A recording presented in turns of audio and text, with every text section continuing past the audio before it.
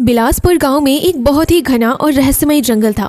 जंगल में एक विशाल तालाब हुआ करता था। उस तालाब के किनारे एक साधु खड़े थे। साधु के बगल में एक चिराग था। उस दिन हवाएं थोड़ी तेज बह रही थी। तेज हवाओं के चलते जंगल का वातावरण तूफानी हो चुका था। उतने में साधु के बगल में पड़े चिराग से एक आवाज आने लगी। मुझे आजाद कर दो साधु महाराज, आज से मैं कभी भी लालच और बुरे काम नहीं करूँगा। मुझे एक मौका दे दीजिए ना साधु महाराज। चुप, बिल्कुल मत बोलना। अब तुम्हें इस चिराग के अंदर ही रहना है। तुम इस चिराग के बाहर नहीं आ सकते। अब तुम हमेशा हमेशा के लिए इस चिराग के अंदर कैद हो चुके हो। जब तक मैं ना चाहूं तुम इस चिराग के बाहर नहीं आ सकते। नहीं नहीं साधु महाराज, मैं आपके पैर पकड़ता हूँ, मुझे माफ कर दीजिए। मुझे इस चिराग के अंदर नहीं रहना, मुझे आजाद कर दीजिए साधु महाराज। ऐसा कहकर वो आवाज गिड़गिड़ाते हुए रोने लगी। साधु महाराज ने कहा, ठीक है, मैं तुम्हें आजाद तो कर दूंगा, लेकिन तुम्हें मेरी एक शर्त माननी होगी। महाराज, आपकी हर बात सराखों पर, आप जो चाहे वह बता दीजिए, मैं आपकी शर्त जरूर पूरी करूंगा। बस मुझे इसमें से आजाद कर दीजिए साधु महाराज, मैं आपकी हर बात मानूंगा। ठीक है, तो मैं तुम्हें इसी शर्त पर आजाद करूंगा कि तुम किसी की 3 इच्छा पूरी करोगे, ना 1 ना 2, पूरे के पूरे 3। अगर तुमने तीनों में से एक भी इच्छा पूरी करने में आलस या लालच की तो उसी समय तुम फिर से इस चिराग में कैद हो जाओगे। क्या तुम्हें मेरी यह शर्त मंजूर है? अगर मंजूर है तो ही मैं तुम्हें इस चिराग से आजाद कर दूंगा, अगर नहीं तो तुम इसी में पड़े रहोगे। बताओ बताओ क्या करना है? साधु महाराज, मैं आपकी हर बात मानने को तैयार हूँ।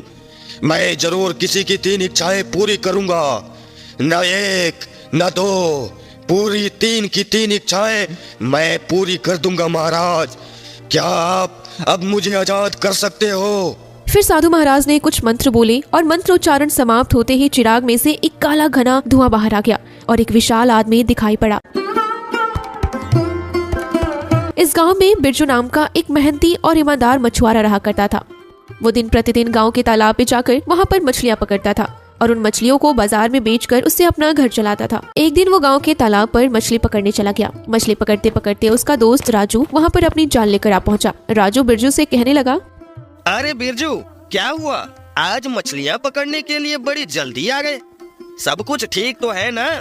अरे हाँ भाई, सब ठीक है, लेकिन तुझे तो पता है ना, बेबी की चिक चिक, मतलब अरे यार, आज तो उसने मेरा दिमाग ही खा कर रख दिया। बोल रही थी कि ज्यादा मछलियाँ पकड़ कर लाना। अब पता नहीं ज्यादा मछलियाँ कहाँ से लाऊंगा। अरे भाई, बीबी की चिक चिक तो कभी खत्म नहीं होती है। मेरी बीबी मुझे हर बार कहती रहती है कि ज्यादा कमाई करो, ज्यादा मछलियाँ पकड़ो। अरे लेकिन इनको कौन समझाए, लालच बुरी बला होती है भाई। हाँ भाई, वो तो है। खैर, बीबियों की चिक चिक तो चलती ही रहेगी। तू बता, तेरी बेटी की पढ़ाई कैसे चल रही है? हाँ, चल रही है ठीक ठाक। बीच बीच में उसकी तबीयत भी थोड़ी बिगड़ जाती है, लेकिन अब सब ठीक है, ऊपर वाले का रहम है। बस बस, सब उसी की कृपा से तो चल रहा है, बाकी तो भगवान भगवंत। दोनों दोस्त बात कर ही रहे थे कि तभी अचानक बिरजू की जाल में कुछ मछलियां फंसी। बिरजू ने तुरंत जाल बाहर खींची, उससे कुछ मछलियां मिली थी। बिरजू ने मछलियां जमा की और पास वाले बाजार में बेचने के लिए चला गया। बिरजू मछलियां बेचने बैठा ही था कि तभी बाजार में एक मछली खरीदने वाला ग्राहक आ गया। वो बिरजू से कहने लगा, अरे भाई, तुम्हारी मछलियाँ तो काफी ज्यादा आकर्षक लग रही है, क्या भाव बेच रहे हो? भाई साहब, यह पूरी मछलियाँ मैं आपको 20 सिक्के में बेच सकता हूँ। क्या आप खरीदने के लिए तैयार है? क्या 20 सिक्के? अरे भाई, 20 सिक्के तो बहुत ज्यादा है, 15 में दे देते तो कुछ बात बन जाता। अरे भाई साहब, चलिए ठीक है, कोई बात नहीं, 15 में ले जाइए। फिर उस ग्राहक ने बिरजू को 15 सिक्के दिए और पूरी मछलियां लेकर चला गया। 15 सिक्के देखकर बिरजू काफी ज्यादा खुश नजर आ रहा था। वो बाजार से अपने घर चला गया। घर आते ही वो अपनी बीवी रानी को खुशी से बुलाकर कहने लगा, रानी, ओ रानी, सुनती हो? यह देखो, आज मैंने 15 सिक्के कमाए हैं। अरे 15 सिक्के कमाए हैं? ये बात तुम इतने गर्व से क्या कह रहे हो? पता नहीं रोज रोज के 15-15 सिक्के से हमारा घर कैसे चलेगा। तुम्हें बता देती हूँ बिरजू, अगली बार से मुझे रोज के 50 सिक्के चाहिए ही चाहिए, और अगर तुमने रोज के 50 सिक्के नहीं कमाए तो मैं तुम्हारा दोनों वक्त का खाना बंद कर दूंगी, समझे तुम? 50 सिक्कों की बात सुनकर बिरजू की आंखें फटी की फटी रह गईं और वो अपनी बीवी से कहने लगा, तुम्हारी तबीयत तो ठीक है या तुम क्या कह रही हो? रोज के 50-50 सिक्के मैं कहाँ से लाऊंगा? हमारे गांव में तो एक ही तालाब है, ना कोई नदी है ना कोई और पानी का स्रोत, तो मैं इतनी ज्यादा मछलियाँ कहाँ से लाऊंगा और उन्हें कहाँ बेचूंगा? मुझे लगता है तुम्हारे मन में लालच बढ़ता जा रहा है। लेकिन रानी, एक बात याद रखना, जो लालच करता है वह एक न एक दिन जरूर पछताता है। और मुझे एक बात बताओ, तुम्हें इस घर में क्या कमी है? सब कुछ तो है हमारे पास, अच्छा सा घर है, अच्छा खाने को है, पहनने को मिल रहा है, तो फिर ज्यादा लालच करना ही क्यों है? बोलो रानी बोलो। हे भगवान, पता नहीं तुम कब सुधरोगे। मेरी तो किस्मत ही फूटी थी जो मैंने तुमसे शादी की। मेरी शादी तुम जैसे नालायक के साथ क्यों हुई है? देख बिरजू, मुझे कुछ नहीं सुनना है, मुझे रोज के 50 सिक्के चाहिए, मतलब चाहिए। चाहे तुम इसके लिए कहीं दूर जाकर मछलियाँ पकड़ो, कहीं डाका डालो या कुछ भी करो, लेकिन कल से इस घर में 50 सिक्के लाए बिना तुम्हें घुसने नहीं दूंगी मैं। पता नहीं इस फटीचर के साथ मेरा पाला पड़ा है। ऐसा कहकर गुस्से में बड़बड़ाते हुए रानी रसोई घर में चली गई। बिरजू किसी गहरी सोच में पड़ गया। अगले दिन सुबह जल्दी उठकर बिरजू अपनी बीवी रानी को हड़बड़ी में बुलाते हुए कहने लगा, रानी, ओ रानी, जल्दी आओ, मुझे तुमसे कुछ कहना है। अरे बिरजू, क्या हुआ? आसमान सर पर गिर पड़ा है क्या? इतना हड़बड़ी में मुझे क्यों बुला रहे हो? रानी ने बिरजू के हाथ में जाल और कुछ जरूरी सामान देकर बिरजू से पूछा, ये क्या? ये तुम्हारे हाथ में सब सामान कैसा है? तुम कहीं दूर जा रहे हो क्या? हाँ रानी, वही तो मैं तुम्हें बताना चाह रहा था। दरअसल मैं दूर के जंगल के तालाब में मछलियाँ पकड़ने जा रहा हूँ। तुम कह रही थी ना कि ज्यादा मछलियाँ पकड़ो, ज्यादा कमाई करो, तो आज मैं उस दूर वाले जंगल में जा रहा हूँ। जहाँ तक मुझे लगता है मुझे ज्यादा मछलियाँ पकड़ने का मौका जरूर मिलेगा। अब तो खुश हो? ज्यादा हवा में उड़ने की जरूरत नहीं है। याद रखना, अगर तुमने आज से ज्यादा कमाई नहीं की तो इस घर में घुसने नहीं दूंगी। याद है ना, कल मैंने तुम्हें बताया था। अरे हाँ मेरी माँ, चलो अब मैं चलता हूँ। फिर बिरजू मछली पकड़ने की जाल और कुछ जरूरी सामान लेकर दूर वाले जंगल के रास्ते निकल पड़ा। जैसे जैसे वो जंगल में अंदर जा रहा था, उसने कुछ अजीब सा महसूस किया।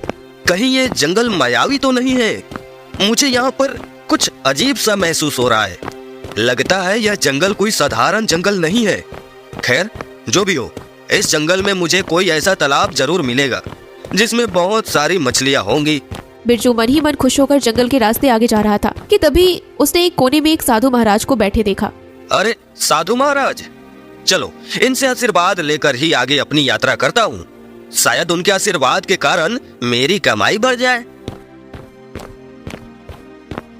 फिर बिरजू ने उस साधु महाराज के पास पहुंच गया। बिरजू को देखते ही साधु महाराज ने कहा, आओ आओ बिरजू, मुझे तुम्हारा ही इंतजार था। साधु महाराज के मुंह से अपना नाम सुनकर बिरजू चौंक गया और साधु महाराज से कहने लगा, महाराज, आपको मेरा नाम कैसे पता? हम आज तक कभी मिले भी नहीं है। आप सच में चमत्कारिक साधु महाराज हो। मुझे तो यह भी पता है कि तुम अपनी बीवी के कारण इस जंगल में आए हो। हाँ महाराज, आप बिल्कुल सही कह रहे हैं। बिरजू, मेरे पास तुम्हारी समस्या का समाधान है। मुझे पता है कि तुम एक ईमानदार और मेहनती मछुआरे हो। मेरी बात ध्यान से सुनो। यहाँ से कुछ दूरी पर तुम्हें एक बहुत विशाल तालाब दिखाई देगा। उस तालाब में एक रहस्यमय चिराग है। उस चिराग को ढूंढ लो, और अगर तुम उस चिराग को ढूंढने में कामयाब हो जाते हो तो वह चिराग तुम्हारी जिंदगी बदल सकता है। अच्छा साधु महाराज, क्या वो चिराग रहस्यमय या जादुई है? मिलेगा। तुम्हारे हर एक सवाल का जवाब तुम्हें धीरे धीरे जरूर मिलेगा। इतने में अचानक वो साधु महाराज वहाँ से गायब हो गए। साधु महाराज के गायब होने के बाद बिरजू ने अपने मन में कहा, लगता है यह साधु महाराज सच बोल रहे हैं। मुझे आगे जाकर उस तालाब को खोज करके वह चिराग हासिल करना ही होगा। क्या पता शायद मेरी जिंदगी सच में बदल जाए।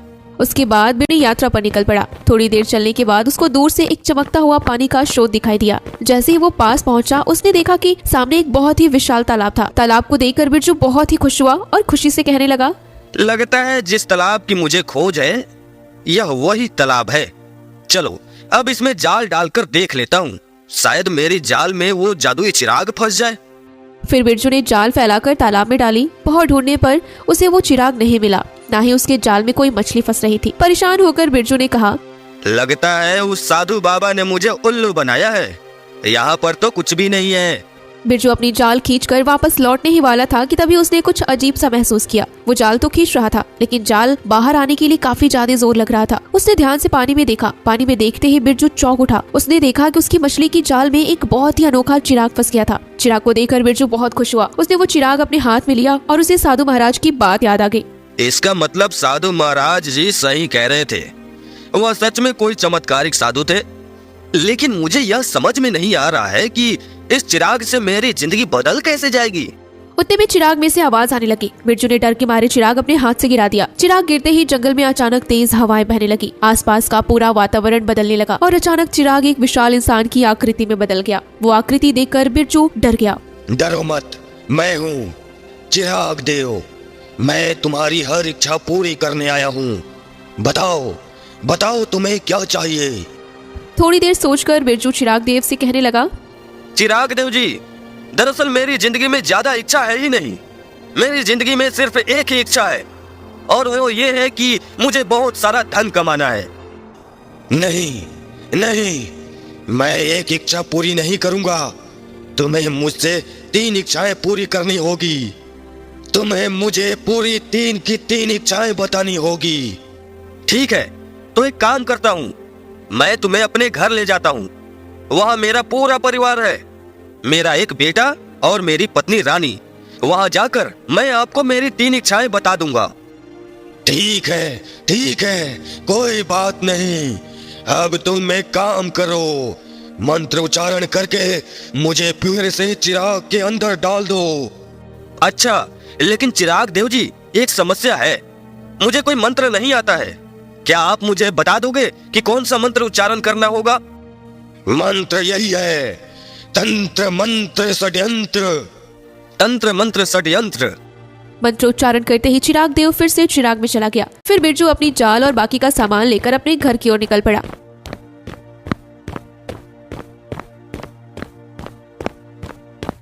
बिरजू वो जादुई चिराग लेकर घर के अंदर चला गया। उसकी पत्नी बड़ी गुस्से से बिरजू को देखकर चिल्लाने लगी, ये सब क्या है और ये कौन सी फटीचर चीज मेरे घर के अंदर ले आए हो? तुम्हें बोला था ना मुझे रोज के 50 सिक्के चाहिए। अब तो तुम घर के अंदर नहीं रहोगे, तुम यहाँ का दाना पानी सब बंद। निकलो मेरे घर से बाहर, निकल जाओ। तभी रानी को मनाते हुए बिरजू कहने लगा, अरे रानी, मेरी बात तो सुनो, यह कोई फटीचर चीज नहीं है, यह बहुत ही कीमती है। कीमती? क्या ये कीमती है? तुम्हारा दिमाग तो ठिकाने पर है ना कि घास चरने चला गया है? कुछ भी कीमती बोल रहे हो। अरे रानी, ऐसी कोई बात नहीं है। दरअसल वो हुआ यूं कि फिर बिरजू ने उसके साथ जंगल में घटी पूरी घटना रानी को बता दिया। बिरजू के साथ घटी उस घटना को सुनकर रानी भी हक्का बक्का रह गई और वो बिरजू से कहने लगी, क्या क्या क्या तुम सच कह रहे हो? मतलब सच में कोई जादुई चिराग हाथ लगा है? हाँ? अरे हाँ रानी, हाँ बिल्कुल सच कह रहा हूँ। देखो, मैं अभी इसमें से चिराग देव को बाहर बुलाता हूँ। फिर बिरजू ने मंत्र उच्चारण करके बोला, तंत्र मंत्र षड्यंत्र। मंत्र उच्चारण करते ही चिराग में से चिराग देव की विशाल आकृति बाहर आई। चिराग देव को विशाल रूप देखकर बिरजू की पत्नी और उसका बेटा सनी काफी ज्यादा डर गए। डर के मारे वो तो कांपने लग गए। तभी चिराग देव बोले, डरो मत, मैं यहाँ तुम सबकी इच्छाएं पूरी करने आया हूँ। बताओ बताओ बिरजू, तुम्हारी पहली इच्छा क्या है? चिराग देव जी, दरअसल जिंदगी में मेरी सिर्फ एक ही इच्छा है, और वो ये है कि मेरे पास कहीं से काफी सारा धन आ जाए, और यही मेरी बीवी रानी की भी इच्छा है। तो क्या तुम वह इच्छा पूरी करोगे? हाँ हाँ बिल्कुल, क्यों नहीं करूँगा। सुनो, मेरी बात सुनो। यहाँ से करीब 2 मील दूरी पर एक काफी घना जंगल है। उस जंगल में जाते ही तुम्हें एक सफेद पेड़ दिखाई देगा। उस सफेद पेड़ के ठीक बगल में अगर तुम खुदाई करोगे तो तुम्हें वहां से काफी सारा धन मिलेगा, जिससे तुम इस गांव के क्या इस पूरे राज्य के सबसे धनी व्यक्ति बन जाओगे। चिराग देव की ये बातें सुनकर रानी खुशी के मारे पागल हो गई और चिराग देव से कहने लगी, क्या आप सच कह रहे हैं? हमें इतना धन मिलेगा कि हम इस राज्य के सबसे अमीर लोग बन जाएंगे? हाँ हाँ, मैं बिल्कुल सच कह रहा हूँ। ऐसा बोलते बोलते चिराग देव वापस काला धुआं बनकर चिराग के अंदर चला गया। रानी बिरजू से कहने लगी, अरे बिरजू, देर किस बात की, चलो हम अभी के अभी उस सफेद पेड़ की खोज में निकल जाना चाहते हैं, क्योंकि ये मौका हम हाथ से जाने नहीं दे सकते। अपनी बीवी की बात मानकर बिरजू उस पेड़ की खोज में निकल पड़ा। जंगल में काफी दूरी तय करने के बाद बिरजू को दूर से एक सफेद पेड़ दिखाई दिया। सफेद पेड़ दिखते ही बिरजू काफी ज्यादा खुश हो गया और वो और उसकी पत्नी रानी पेड़ के बगल में खुदाई करने लगे। थोड़ी खुदाई करने के बाद दोनों को एक बहुत ही अनोखा बक्सा मिला, जिसको खोलते ही दोनों को खुशी के झटके लगे। उस बक्से के अंदर बहुत सारे हीरे थे। दोनों ने उस हीरो को अपने पास रख लिया और वापस अपने घर चले गए। उसके बाद रानी और बिरजू दोनों ने उन हीरो को बेच दिया। बेचकर उन्हें इतनी संपत्ति मिली कि वो उस पूरे राज्य के सबसे धनी लोग बन गए। अब बिरजू सामान्य झोपड़ी में नहीं बल्कि एक आलीशान महल में रहता। उसका पूरे परिवार की जिंदगी अब बदल चुकी थी। एक दिन बिरजू अपने घर के आंगन में बैठा ही था कि तभी चिराग में से आवाज आने लगी और फिर एक बार वो चिराग देव चिराग में से बाहर आकर बिरजू से पूछने लगे, लगता है तुम्हारी पहली इच्छा पूरी हो चुकी है। बताओ अब तुम्हारी दूसरी इच्छा क्या है? वो मैं अभी पूरी कर देता हूँ। थोड़ी देर सोचने के बाद बिरजू ने चिराग देव से कहा, चिराग देव जी, मेरी जिंदगी में ज्यादा कुछ इच्छा तो है नहीं, लेकिन हाँ, जब से मेरा बेटा पैदा हुआ है मेरी उसके लिए एक दिल से इच्छा है, और वो ये है कि वह इस पूरे राज्य का सबसे बुद्धिमान व्यक्ति बने। तो क्या तुम मेरी वह इच्छा पूरी कर सकते हो? हाँ हाँ भाई, क्यों नहीं। मैंने तो तुम्हें पहले ही बता दिया था कि तुम जो भी इच्छा जाहिर करोगे वह पूरी कर दूंगा। आज से तुम्हारा बेटा सनी इस पूरे राज्य का सबसे बुद्धिमान व्यक्ति है और लोग उसके पास आकर अपनी हर एक सवाल का जवाब लेंगे। ऐसा कहकर चिराग देव वापस चिराग के अंदर चला गया। अगले ही दिन बिरजू के घर के बाहर पूरे राज्य के लोग आके खड़े हो गए और वो बिरजू को बाहर बुलाकर पूछने लगे, अरे शुक्रिया शुक्रिया, दरअसल मेरा बेटा सनी है ही इतना होशियार कि उसके पास जो भी जिस प्रकार की भी समस्या लेकर आता है उसकी वह समस्या हल हो जाती है। ये सब बातें सुनकर रानी महल के बाहर आई और उसने देखा कि राज्य के काफी सारे लोग महल के बाहर जमा हुए थे। उसने बिरजू से पूछा, अरे बिरजू, ये सब लोग कौन है? अरे रानी, यह सब लोग राज्य के दूर दूर के इलाकों से आए हैं और उन्हें सनी से मिलना है। दरअसल उन्हें यह बात पता चली है कि हमारा सनी हर एक की समस्या दूर करता है। वह काफी ज्यादा बुद्धिमान जो हो चुका है। बिरजू की ये बातें सुनकर रानी बहुत ही खुश हो गई। अगले दिन जब बिरजू अपने पूरे परिवार के साथ नाश्ता कर रहा था कि तभी अचानक चिराग में से फिर से आवाज आने लगी और चिराग में से चिराग देव बाहर आ गए। चिराग देव ने फिर एक बार बिरजू से पूछा, बताओ बताओ फिर से जो तुम्हारी तीसरी इच्छा क्या है? देखिए चिराग देव जी, अब हमारी जिंदगी में सिर्फ एक इच्छा है। आप देख ही सकते हो कि अब हमारी उम्र हो चुकी है, तो हमें फिर से जवान बनने की इच्छा है। क्या आप हमारी ये इच्छा पूरी कर सकते हैं? तभी चिराग देव ने उनकी ये इच्छा सुनकर कहा, बिल्कुल बिल्कुल। उसके बाद अचानक से बिरजू और उसकी पत्नी रानी जवान होने लगे। रानी और बिरजू दोनों आईने के पास चले गए और अपने आप को अच्छे से निहारने लगे। खुद को जवान देखकर रानी तो खुशी के मारे चिल्ला पड़ी, अरे वाह, हम तो फिर जवान हो गए। चिराग देव जी, आपका बहुत बहुत धन्यवाद।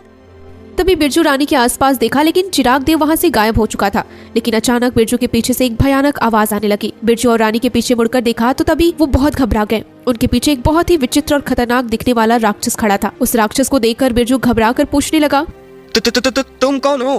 कौन हो तुम? और मेरे घर में क्या कर रहे हो? मैं कौन हूँ? अरे मूर्ख, मैं वही हूँ जिसे तुम चिराग देव समझकर अपनी इच्छाएं पूरी कर रहे थे। हाँ, मैं कोई देव नहीं हूँ। मैं एक बहुत ही खतरनाक प्राचीन दानव हूँ। दरअसल मैं तुम्हारी इच्छा नहीं, मैं अपनी इच्छा पूरी कर रहा था। बरसों पहले एक साधु ने मुझे श्राप दिया था। उसी श्राप के चलते मैं अपनी असली रूप में नहीं आ पा रहा था। लेकिन अब जब मैं तुम्हारी 3 इच्छाएं पूरी की है तो अब मैं अपने असली रूप में आ गया हूँ और अब तुम दोनों मेरा खाना बनने वाले हो। ये बात सुनकर बिरजू गुस्से में अपनी पत्नी रानी से कहने लगा, देखा तुमने लालच का अंजाम। मैंने तुमको पहले ही बोला था कि लालच बुरी बला होती है, लेकिन तुम मानती कहाँ हो? अब देखो हम दोनों को अपनी जान से हाथ धोना ही पड़ेगा। रानी माफी मांगते हुए कहने लगी, मुझे माफ कर दो बिरजू, लालच ने मेरी आंखें अंधी कर दी थी। सिर्फ बिरजू ने उस विशाल दानव को बड़ी ध्यान से देखा और वो उसे देखकर कहने लगा, एक बात बताओ, अगर मैं चिराग में थोड़ी सी मुट्ठी मिट्टी डाल दूं तो क्या तुम उसमें जिंदा रह पाओगे? क्या? यह तुम क्या पूछ रहे हो? मैं एक बहुत ही खतरनाक दानव हूँ। मुझे मिट्टी तो क्या, आग भी कभी मिटा नहीं सकती।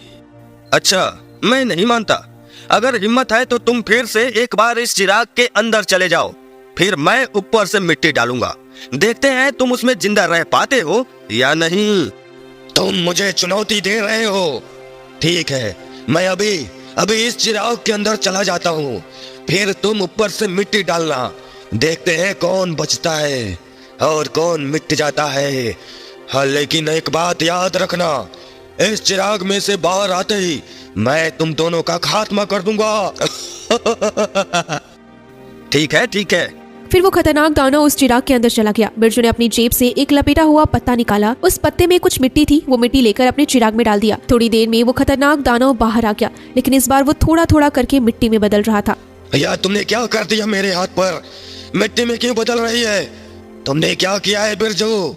ऐसा बोलते बोलते दानव पूरी तरह मिट्टी में बदलकर खत्म हो गया। ये सब दृश्य देखकर रानी आश्चर्य और खुशी के मारे बिरजू से पूछने लगी, अरे बिरजू, ये सब क्या है? तुमने ऐसा क्यों किया जो ये दानव मिट्टी में मिल गया?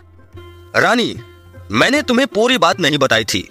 उस दिन जब वो साधु महाराज मुझसे मिले थे, तब उन्होंने मेरा पूरा भविष्य देखा था। उन्होंने मुझे पूरी बात बताई थी कि मैं किस तरीके से दानव के साथ मुलाकात करूंगा जो देवदत्त बनकर मेरी 3 इच्छाएं पूरी करेगा। उन्होंने मुझे ये भी कहा था कि 3 इच्छाएं पूरी करने के बाद वह हम दोनों को खत्म कर देने की कोशिश करेगा। इसलिए उन्होंने यह मिट्टी मेरे हाथ में थमाकर मुझसे कहा था कि जब वह तुम्हें खत्म करने की कोशिश करे, तब उसे एक चुनौती देकर चिराग के अंदर जाने को कहना, और जैसे ही वह चिराग के अंदर जाएगा, तुम यह मिट्टी चिराग में डाल देना। वह दानव तुरंत खत्म हो जाएगा। वाह वाह बिरजू, तुमने तो आज हम दोनों की जान बचा ली, और मुझे सबक भी मिल गया कि जिंदगी में लालच करना बहुत बुरी बात होती है। बिरजू और रानी दोनों बहुत ही खुश नजर आ रहे थे। खुश हो भी क्यों ना, उनके ऊपर से एक बहुत बड़ा संकट जो टल गया था।